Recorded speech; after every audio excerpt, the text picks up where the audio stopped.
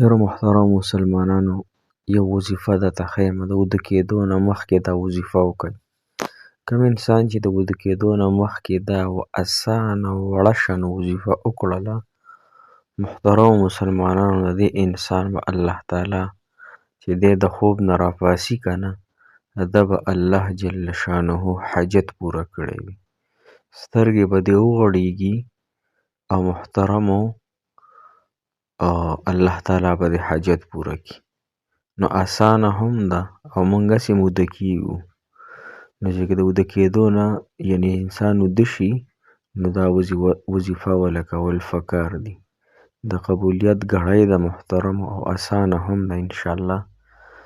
نو څه به شپې روڼوئ او څه به وظیفې اوږدې اوږدې کوئ، خو دا اسانه عمل وکئ انشاءالله چې 3 حاجتونه به دې الله تعالی فوراً پوره کړي. او دا خبره څوک کوي؟ دا د دواړو جهانو سردار جناب محمد رسول الله صلی الله علیه و آله وسلم فرمایي چې څوک دا وکړي نو هغه به الله تعالی 3 حاجتونه پوره کړي. ډېره عجیبه وظیفه ده محترمو. تاسو به چېرته هم په زندګۍ کې نه وي لیدلي، نه به مو کتلي وي، خو دا د صحیح بخاري کتاب التهجد حدیث نمبر 1154 حدیث دی. هسې منګنتې قصې نه دي محترمو مسلمانانو. نو انشاءالله خامخا یې درسره وکئ. تاسو ته به الله تعالی دا 3 فایدې، دا 3 انعامات دا به الله جل شانه درکوي او ضرور به یې درله درکوي. السلام علیکم ورحمة الله وبرکاته. محترم مسلمانانو، قابل قدر او هغه مسافر کم چې بهر وطنونو کې دي، الله تعالی د ټولو مسافرو اوږدې زندګیانې د خوشحالونو ډکې نصیب کړي. هغه تورسرې زنانه، هغه زمونږه چې په کورونو کې ناستې دي محترمو، هغه د الله تعالی نکاحګانې د الله تعالی د هغوی وفرمایي. او هغه نوجوانان چې په هر ملکونو کې دي یا په خپل کلي وطن کې دي بېروزګاره دي، نو هغې ټولو نوجوانانو د ټولو مسافرو دی الله تعالی د دواړو جهانو خوشحالۍ نصیب کړي. محترم مسلمانانو، زمونږ وظیفه ډېره زیاته بې انتها اسانه، بې انتها طاقتوره او ډېره زیاته بهترینه د 3 حاجتونو. دا حاجتونه څوک؟ دا به دې الله پوره کوي.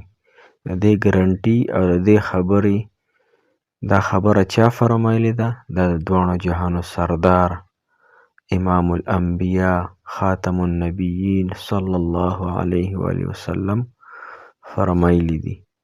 او کوم صحابي ته فرمایلی او څه طریقې سره به کوئ؟ نو محترمو را سره پوره واورئ انشاءالله. خوشخبري تاسو له در کوم. اوس نه له خوشخبري در کوم انشاءالله چې الله تعالی به ستاسو دا 3 قسمه حاجات پوره کوي. دا د دعا د قبولیت او د بخشش عجیبه وظیفه ده. تاسو به چېرته هم نه وي کړي. صحیح شو که نه؟ موږ ګوره هر انسان 2 خبرې غواړي. یو دا غواړي چې الله تعالی زما دعا قبوله کړي د وظیفې په ذریعه باندې، یا داسې دعا دی الله تعالی قبوله کړي. او هر سړی غواړي چې الله تعالی دې زما بخشش وکړي، الله تعالی دې زما مغفرت وکړي. دا هر انسان غواړي. صحیح شو چې دا 2 فایدې چاته میلاو شي، نو بیا تاسو نور څه غواړئ د الله تعالی نه؟ دا 2 فایدې دا به تاسو ته الله تعالی درکوي انشاءالله. ګورئ تاسو حدیث ته غوږ شئ. اسانه وظیفه ده. حضرت عباده بن صامت رضی الله تعالی عنه فرمایي چې نبی اکرم صلی الله علیه و وسلم وفرمایل چې کم انسان د خوب نه راپاسي، یعنې اوس خو اوږدې شپې دي که نه، صحیح شوه که نه؟ او د شپې اکثره سړی اوبه څښي یا تش اودس ماتې کوي، صحیح شوه، یا لمونځ ته خو هر سړی راپاسي. نو چې تاسو کله هم د خوب نه را بیدار شئ که نه، سم سترګې وغړېږي، نو تاسو به دا وظیفه اسانه ده، دا به تاسو وکئ. نو تاسو نبي پاک سلم فرمایي لومبنی به الله تعالی د انسان مغفرت وکړي او دې کې هیڅ شک ګورئ نشته. مغفرت په دې 100% کېږي انشاءالله، ځکه زما د دواړو جهانو د سردار صلی الله علیه وسلم د محبوب د خولې الفاظ دي چې لومبی به د الله تعالی کامل مغفرت نصیب کړي. صحیح شوه. دویمه دا چې په دغه ټایم کې ته کومه دعا غواړې، کو د دنیا غواړې کو د آخرت غواړې، کو د مینې غواړې کو د محبت غواړې، خو چې جایزه حاجتي، او که ته قرضونو ختمېدو غواړې او که د هر څه غواړې، یا د بیمارۍ غواړې، یا د خاوند د کامیابی د غواړې، کاروبار دی غواړې، یا د خپلې زندګۍ د مقاصدو غواړې، نو هغه دعا به دې الله تعالی قبلوي.